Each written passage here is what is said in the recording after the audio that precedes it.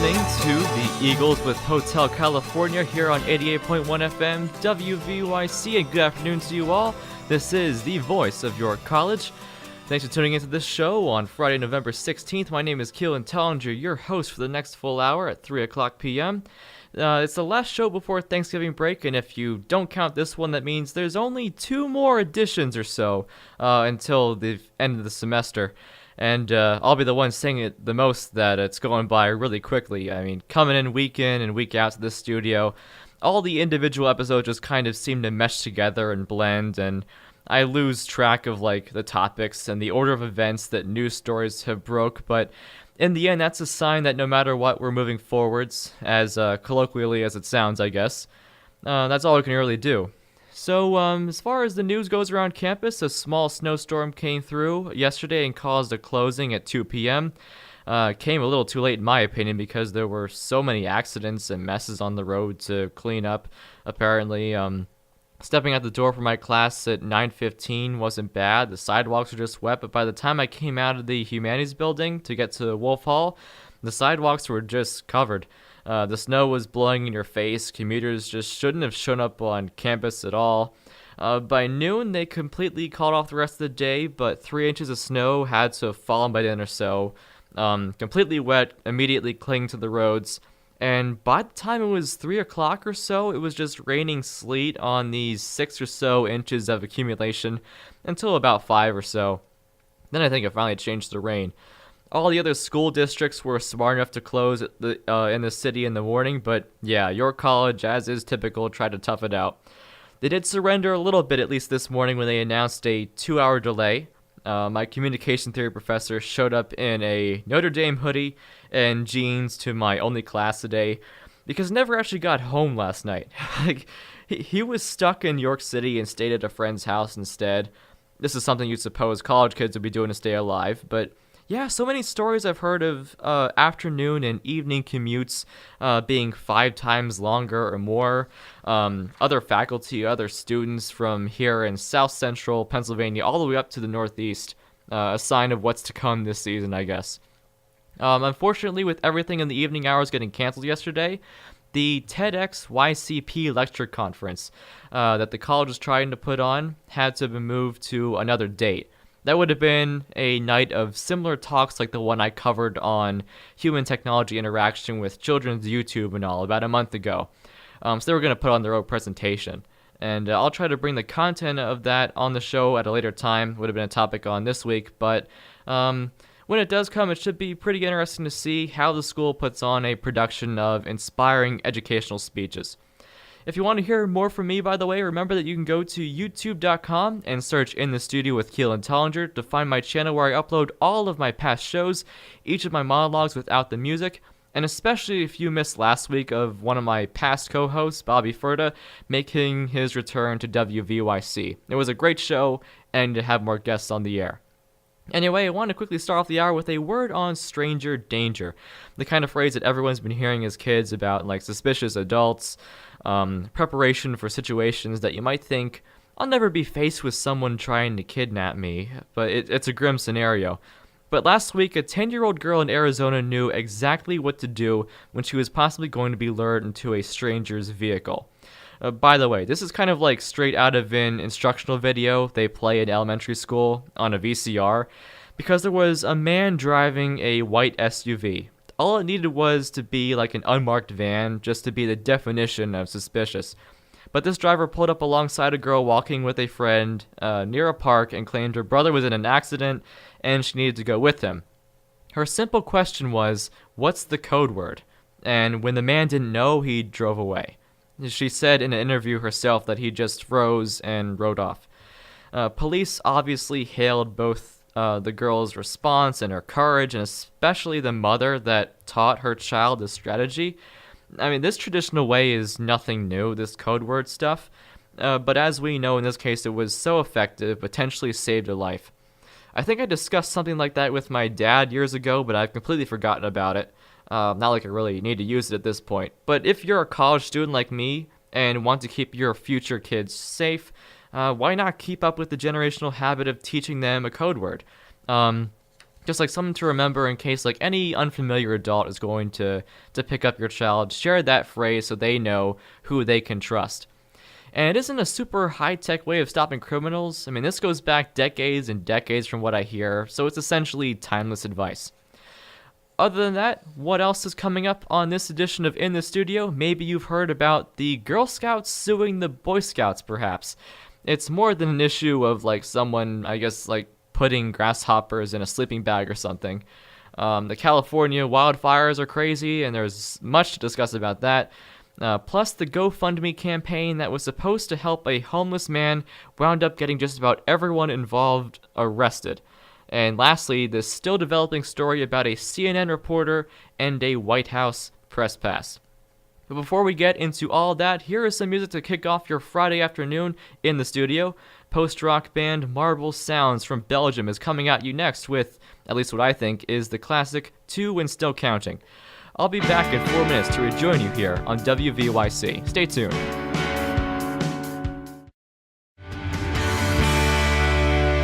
Welcome back to In the Studio with Keelan Tollinger here on 88.1 FM WVYC. That was Marble Sounds with 2 and Still Counting. And the first topic of the afternoon is a headline that you probably wouldn't have expected hearing. So, the Girl Scouts of the United States of America are suing the Boy Scouts of America for trademark infringement. I wanted to bring this up on my show with Bobby last week, but we ran out of time, and there's a lot to talk about with this, I think. So this was filed in a Manhattan federal court using a complaint which reads, and I'll use direct quotes, the Boy Scouts does not have a right under either federal or New York law to use terms like scouts or scouting by themselves in connection with services offered to girls, or to rebrand itself as the Scouts. It goes on to say, such misconduct will not only cause confusion among the public, damage the goodwill of GSUSA's Girl Scouts trademarks, and erode its core brand identity, but it will also marginalize the Girl Scouts movement by causing the public to believe that GSUSA's extraordinarily successful services are not true or official scouting programs, but niche services with limited utility and appeal. So this is the gist of their statement. And what's the big deal when these two organizations were existing peacefully since 1910 for the Boy Scouts and 1912 for the Girl Scouts? Well, part of the reason is because the Boy Scouts aren't really the definition you might think anymore as a character-building, outdoor activity organization for traditionally boys. In around May of this year, they announced they were going to change their name to Scouts BSA in February 2019, which to me is already kind of still clinging to association with boys, I thought. BSA has to stand for Boy Scouts of America. The parent company, the overseeing organization of this new General Scouts, remaining as the Boy Scouts of America. But what they're keeping is the name of the program for like 7 to 10-year-olds, the Cub Scouts, but they've already begun to accept girls of that age into their program. By next year, they'll have girls above the age of 10 becoming one of these newly coined Scouts. No boy or girl attached, just Scouts. And if you're still kind of confused by the names, this is apparently exactly why the Girl Scouts are upset by this move. The Boy Scouts are essentially taking away members of the Girl Scouts, and I can't imagine there's much reason, time, or allowance for a girl to be in two groups. But this whole move was, I think, the response to being pressured by adults and maybe some kids targeting the Boy Scouts for years and years, asking the question, why can't girls be part of this program? Don't they get an opportunity to learn the same things? Isn't it good to break some of the strict gender roles we might be placing on kids so girls can learn how to build a model boat, go camping, hiking, mountain climbing? And for once, it's like an organization with an age-old tradition is doing something different and being inclusive. But like here, it kind of has its drawbacks according to the Girl Scouts. And I do get what they're saying, how it's a cause for confusion. The Girl Scouts claimed in their statement that throughout the country, families, schools, and communities have been told that GSUSA and BSA have merged, or even that GSUSA no longer exists. They say in some instances there are parents mistakenly signing up for the Scouts and assuming that's the traditional organization for girls. They're suing on the grounds of trademark breaches and monetary damages, which I can't really be sure if they'll win this or not. I do think they have to go for it, or like try to be, I don't want to say like aggressively trying to get even, but the Girl Scouts will basically have to fight to retain young girls and women in their organization. The Boy Scouts will just have a majority of youth leadership training if nothing is done, basically. Anyway, I'm going to stop this topic briefly in the middle because it's about 3:15 and it's about time for a weather check. Anyway, going back into this topic at hand, I want to share a bit from the current campaign that the Boy Scouts are running to recruit girls into their program. A few days ago, one of their recent online posters on social media, I guess if you want to compare it to a poster, but it's using this new motto called Scout Me In, and surrounding this cartoon girl in a hat with like gray and green scouting like gear worn by older members, like a backpack. This drawing they used had all the details one would expect a scout to be wearing, and surrounding on either side is this list of do's and don'ts when it comes to preparing for the name change to Scouts BSA. Do remember that the BSA and the GSUSA are separate organizations. If those around you say or suggest otherwise, politely correct them. Don't use the names of programs, marks, logos, images, or awards of the GSUSA or combine them with the BSA. Remember to avoid using the word girl before Scouts in conversation, in flyers, social media. Overall, at the bottom corner, a Scout is courteous, and they applaud the work of the GSUSA in service to our nation's youth and want to respect the organization's rights and programs.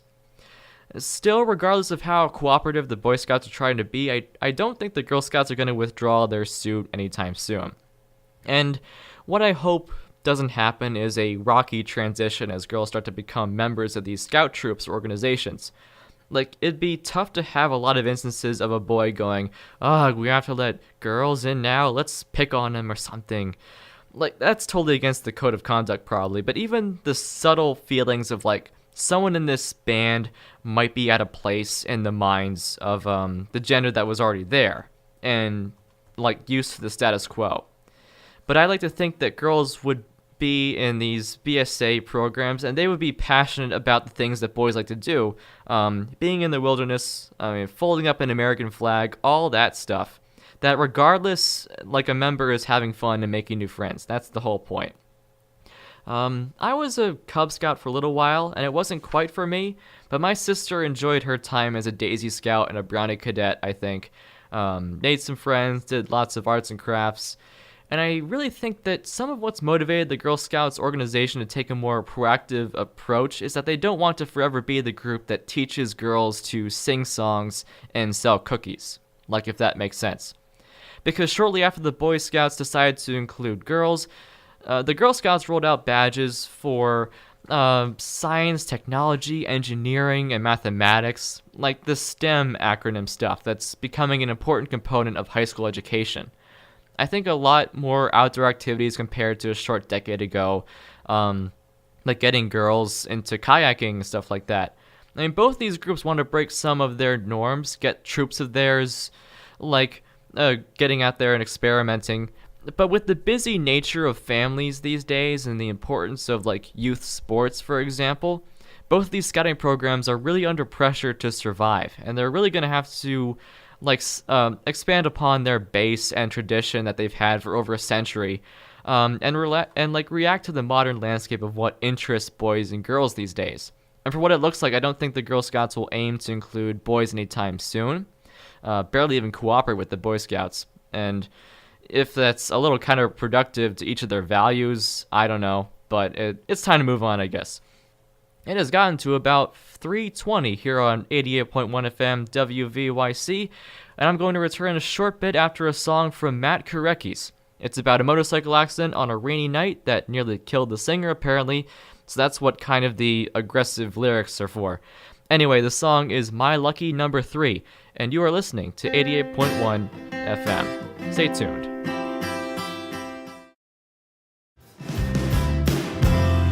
Matt Korekis with My Lucky Number 3 here on 88.1 FM WVYC. Welcome back, and let's go into another topic for the afternoon. So one of the biggest stories throughout the week was something you'd normally hear about in like the summer, a rampant wildfire. You wouldn't think it'd be like hot enough. I mean, the conditions not right for a massive blaze, but yet throughout this week, the Camp Fire in Northern California has taken out over 130,000 acres so far and wiped the town of 26,000 called Paradise off the map. The Woolsey Fire around Los Angeles and Malibu took out 100,000 acres and more and damaged the homes of celebrities like Miley Cyrus and Neil Young. Not to mention that combined, there's been about 60 deaths from all this fire, hundreds of missing people reported, which is just crazy how fast-moving and devastating these are, that in the scramble to evacuate, even that sometimes comes too late. The air quality is so dicey across the state that there were stories on Saturday night about the basketball game between the Los Angeles Lakers and the Sacramento Kings. The stadium is in Sacramento. And the smell of smoke inside and the sight of this like white haze up at the ceiling of the arena, it didn't cancel the game, but figures like LeBron James complained of it. As I was watching the New York Giants and the San Francisco 49ers play football on Monday night, sure enough, the commentators remarked on the quality of the air around the stadium. A few fans like blocking their face with surgical masks. Even like the star wide receiver Odell Beckham sitting on a bench with an oxygen mask on. I just would not want to be living in the state of California, maybe even at any point in the year because of these wildfires that take place even so close to wintertime when one would assume like the activity dies down. But it's not like anybody can do something about it because the state's climate is just as dry as it was in the summer. I checked an interactive map of the Camp Fire online that was put together, kind of like it's this jagged outline of everywhere that has burned as of November 14th. And it let you drag this red outline across the entire United States to just compare the scale of this blaze wherever you want. And like what I did is that I placed the west edge of this outline in the center of downtown York. But I could also place the eastern edge over downtown Lancaster. I could go the whole space in between these two cities and cross the Susquehanna River with it too. It's just pretty insane how large the wildfire is. And you might have heard how Trump attacked the forest management on Twitter last weekend, threatened to like cut funding to the state. First of all, pretty untimely and discouraging for the firefighters, risking their lives to stop everything from burning down, obviously. And one thing that I read from the New York Times is that it isn't quite the forest that's at fault this time. The town of Paradise, like specifically, wasn't sitting in the middle of a forest. It was a partially urban area. They call it a wildland-urban interface, this particular region where a community is placed right alongside an undeveloped region. Think of it like the cities on the edge of the forested regions where there's people to cause the occasional, like, sparks. Power lines, like especially too, and I think they're trying to get to the bottom of this Pacific Gas and Electric Company that I read was trying to alert a woman that a transformer on her property was apparently throwing sparks, and they needed to get in to visit. I mean, just afterward, they disclosed an electric incident, apparently during the time and place that this campfire broke out. I suppose it'll be like a waiting game to see if they get held accountable for faulty wiring or something, and the only potential upside is that it isn't an arsonist causing these incidents, just negligent businesses. For instance, though, the Mendocino Complex fire, which you might have heard about in the news in the summer months, was the largest fire in state history from the amount of total acres burned. But the campfire around Paradise is the most destructive financially for the state because it went through over 7,000 homes.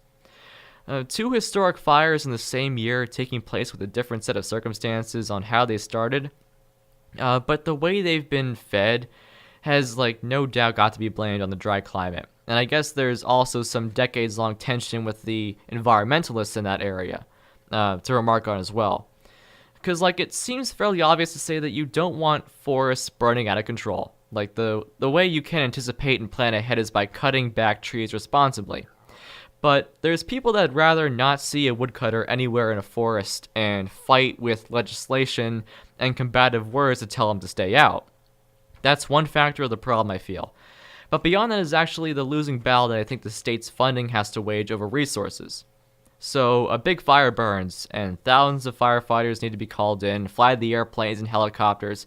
Millions of dollars get spent doing that, reacting to a blaze.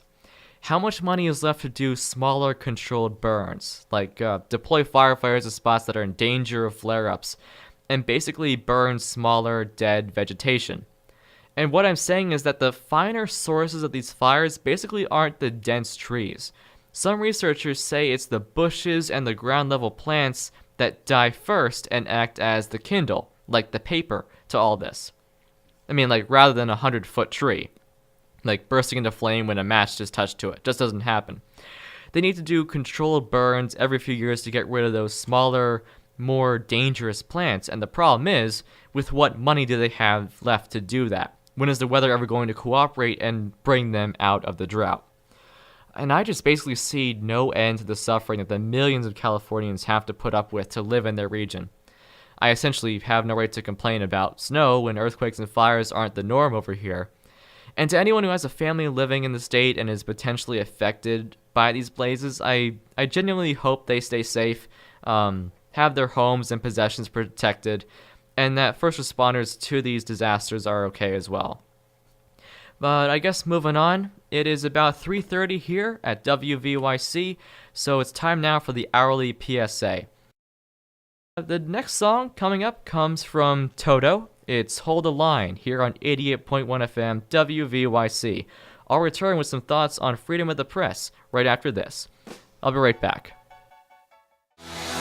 Toto with Hold the Line here on 88.1 FM WVYC. Welcome back. My name is Keelan Tollinger, and you're with me in the studio for about half an hour longer. And now a story about why you should always be careful with, like, feel-good stories nowadays. I wish I was making this whole thing up, but the three people at the center of this whole situation certainly did. So we have a young couple, Kate McClure and Mark D'Amico, and we have a homeless former veteran named Johnny Bobbitt Jr. It all started about last fall when McClure wound up stranded on the side of Interstate 95 without gas, and along came Bobbitt with the last $20 he had, so she could put gas in her car. Somehow this boyfriend, Mark D'Amico, was able to get a picture of Kate and Johnny together, and within hours had wrote up a post saying, "This man really helped us, we want to pay it forward, we need your help." A GoFundMe campaign was set up in the days ahead, and $400,000 poured in from 14,000 people. There had to be some wealthy business owners or even celebrities donating to this campaign, in the hopes that every cent went towards giving this homeless man a new future. Well, safe to say that none of it was true at this point. First, I think personally to me, one of the most suspicious things was like the circumstances of the whole gas exchange. So it's feasible that somebody runs out of gas on the side of the interstate. It's a little slim that a homeless man comes along and finds her, I guess, but she must not have had any money or legs at that point. She must have had like a gas canister or something to give to him so he could walk a few miles and find a station. Like, the stories I've read about this say nothing on who transported the gas, but it's only a minor particular though. So then the photo of McClure and Bobbitt on the side of the road, taken by this boyfriend Mark, suddenly places this couple together. And the question is, when did he come along? And so then the investigation started to pick everything apart. That photo of Kate and Johnny on the side of the road was taken by Mark a month after the two of them met this homeless man outside of a casino that they both often went to. So they got acquainted with him, crafted this story as a trio, then went back out to the roadside and took this famous photo. Then after about 67,000 text messages reviewed by investigators, Kate and Mark talked about how tough it was to pay their bills and their debts, with like a specific one between a friend and Kate that said like, so the gas part is completely made up, but the guy isn't. I had to make something up to make people feel bad, so shush about the made up stuff. And it's pretty crazy that this story has taken place about a year ago, and it almost died out and went under the radar. Like, the two of them almost got away with everything. So all three of them did the rounds on local and national news, covering up, saying stuff like, "Oh, we just had to do something, we're thankful for everyone donating."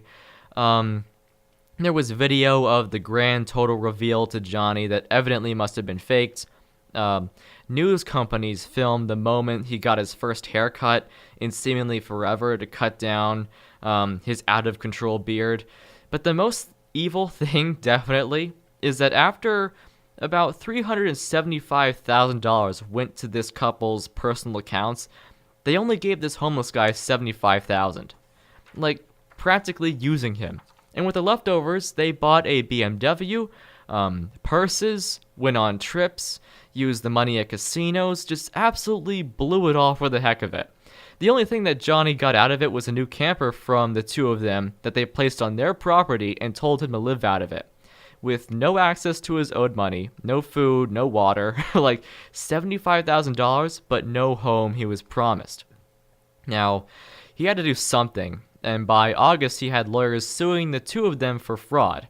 They claimed back then that they were withholding the money until Johnny had a stable job and wasn't going to use drugs, which is fair, I guess, but still, you go on a shopping spree to use up as much of the money that this guy is owed, and fortunately the law caught up to them. I mean, they could have been in another country months ago. And for the thousands of people that effectively got scammed by this whole social media story, like, thank goodness for them that this GoFundMe.com site hopes to give full refunds to every donator, plus wanted to give Johnny the total that he was owed, the full $400,000. He was apparently paid $20,000 for now, but the rest will be given to him after this investigation about his role in all this. Because he had to have known, like he had to have at least suspected something. Like posing for a photo on the side of the road with somebody after meeting them outside of a casino is at least to me a little fishy. And what I think this damages the most is the faith that some people have in these viral donation stories. So GoFundMe.com is a pretty common resource for these campaigns, has been for years now. If your neighbor gets in an accident and will have trouble paying the medical bills, definitely, if you can write a good story about why this acquaintance of yours deserves an extra hand, it's a great tool. The two York City firefighters that were killed this March when a burning abandoned factory collapsed on them, their names are Zachary Anthony and Ivan Flansha. That GoFundMe campaign raised over $100,000 by 1,000 people overall for both their families. Just at the beginning of the semester, you might remember my story about Stephen Carl, Robbie Rotten, that children's show actor who was battling cancer. Almost $170,000 raised by random people on the internet for his medical bills. GoFundMe assured after this scam story broke that their site is still very safe. Fraudulent cases only happen less than 1% of the time. And there's a safety team evaluating these campaign creators, and most times will they'll remove donation drives and refund the participants if something isn't right. But in this case, they couldn't really do anything when the drive was complete. The money was totaled up and left in the bank accounts of this Kate and Mark. This is all just a really rare instance of fraud, basically. But it's a fair reminder, I think, to everyone who wants to do the right thing that there's some donation campaigns out there that might be so watertight in circumstances you don't really suspect a thing. But there were thousands of people in America who were fooled by this Facebook story.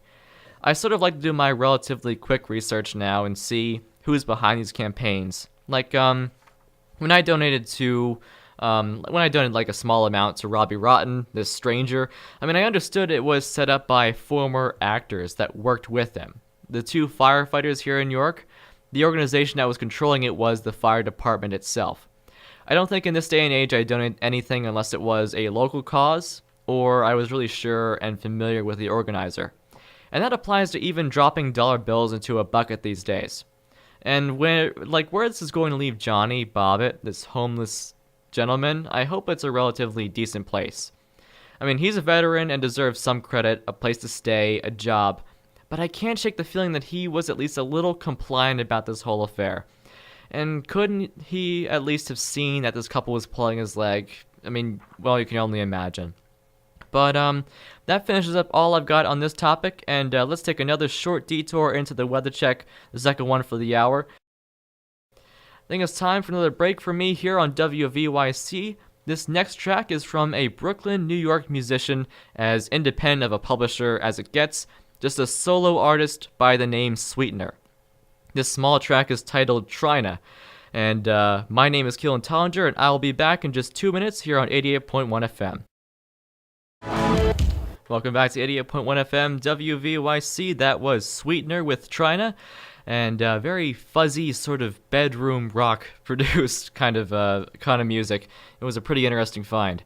As for the last topic of the afternoon, I want to talk about this whole saga that's been going on since last week about Trump and the CNN media reporter, Jim Acosta. I think it just resolved itself this morning, in fact. So around 10 a.m. or so, a judge ruled that CNN's lawsuit towards the White House was meaningful. The decision was delayed yesterday, but just this morning this victory was handed out. And now Acosta can get back to work covering the White House press briefings. Basically, there will probably be tons of more fireworks between Trump and Acosta in the future. The president might just even avoid him entirely, in my opinion, but at the very least he can stay and cover these briefings. It's perhaps ironic in a way that this federal judge, the name's Timothy J. Kelly, was appointed by Trump last year, and here we've wound up with a result that says these basic amendment rights of speech and press have to be protected.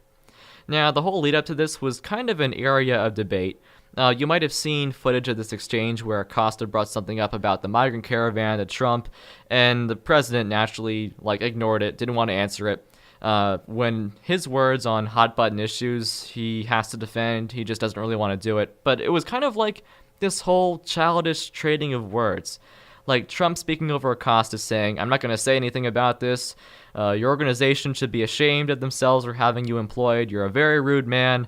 Obviously not verbatim here, but in the meantime, this reporter repeats his question over and over, trying to drive it home.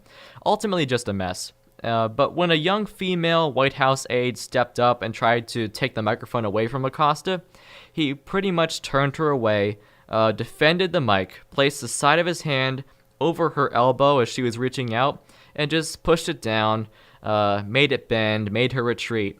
And in my eyes, it was a mistake when I first saw it, that CNN was going to catch a lot of flack for having a reporter basically cementing himself to the spot, being stubborn to the point of it being a detriment. I mean, I thought that CNN would be the one to pull Acosta from the job, considering he drew so much attention to himself. But instead it was the White House that revoked his press pass, which turned this whole issue on its head from the standpoint of what gives the president the right to decide who gets to ask him questions. I mean, obviously his bias against the channel gave him the motivation to do this, and the reasoning for removing him sort of changed, as it often does throughout multiple days of coverage. Sarah Huckabee Sanders, who I have to give credit partially to for staying so committed to her job, for weathering so much criticism and heat from all sorts of media reporters. The only drawback is just how convoluted and weak some of her reasoning on behalf of the president is. I shouldn't really need to say much about her. But the reason for Acosta's banning became this reporter put her hands on a woman, that's unacceptable. But on top of that, she retweeted a video of the incident that we now know was subtly doctored, altered just a bit. And whether she knew or not, someone had taken this raw footage of Acosta defending his microphone to look like the chopping motion he did, this aide's arm was faster than it appeared. It really was secretive and precise editing, I'll give it that. Though you cannot in any circumstance make mistakes or knowingly alter the narrative with evidence of fake footage to suggest this incident was more ruthless than it appeared. And I don't know if that comes down to being naive about what's true and what isn't, not being very technologically literate enough to verify fakes, or simply not caring about it in general. But it'll take a lot of careful scrutiny to prevent the wrong idea from getting out to the American people in the future as technology gets better and better. Part of me wonders that also if in time, the press will just have to be completely barred from the White House at this rate. It's probably a long shot, but I imagine the president would always like to be answering Fox News, but I'm not even sure if he wants to trust them when they were a part of the 13 or so organizations who made that jointly filed friend of the court brief in support of CNN. All these different branches of media backing them that you cannot selectively choose which reporters appear in front of your podium unless they all have to be sent away. I don't see a total ban or silence coming anytime soon because that is a scary, unprecedented thought that quickly, I think, would get everyone in America upset if the president turned his back on the link to the citizens like that. But there's been presidents that have had some pretty tumultuous relationships with the press in the past, though. History.com, the same organization behind the History Channel, and all, has an article with Thomas Jefferson, for instance, widely known as an advocate, a champion for the free press, who still had a newspaper sort of allied with him, like a partisan group that published a lot of dirt on his campaign rival John Adams. This paper called Adams a hypocrite, a bunch of other insults that I don't really want to repeat on air, but that's how Jefferson's relationship with the press back then sort of went. Woodrow Wilson, though he was a Nobel Peace Prize winner, he wanted to limit the freedom of the press during World War I, censor the papers, and promote propaganda to be put into them instead. The Senate and Congress actually refused to put a provision allowing this into the Espionage Act of 1917, saving a lot of objective journalism, or so it seems. Richard Nixon with the whole Watergate scandal, for instance. I mean, in these days, a president being sort of a combatant to the press is nothing new, but it takes an elected official some understanding of how the media works to deploy it effectively, to give citizens a transparent picture of what's going on in the government. And not everyone has the ability to grasp how instantaneously and how important words are, basically. But I think that just about finishes up this particular topic. We'll see what happens to Acosta and other media reporters between Trump in the coming days. There is one last song to fit in on this hour of In the Studio. This wintry song from a band named Low Roar is called Give Up. Don't actually do that, just listen. But I'll be right back here in 3 minutes here on WVYC. Stay tuned. Low Roar with Give Up here on 88.1 FM WVYC. That'll about close out the show for this Friday. Remember that Thanksgiving break is next week until Sunday, so I won't be here the following Friday. And if you'd ever like to revisit these shows in the meantime, you can go to youtube.com and search In the Studio with Keelan Tollinger and find my channel where I archive each show for your re-listening needs. All the music is cut out, so you only have to hear my topics of discussion. But until next time, my name is once again Keelan Tollinger, and thanks again for tuning in this afternoon to In the Studio.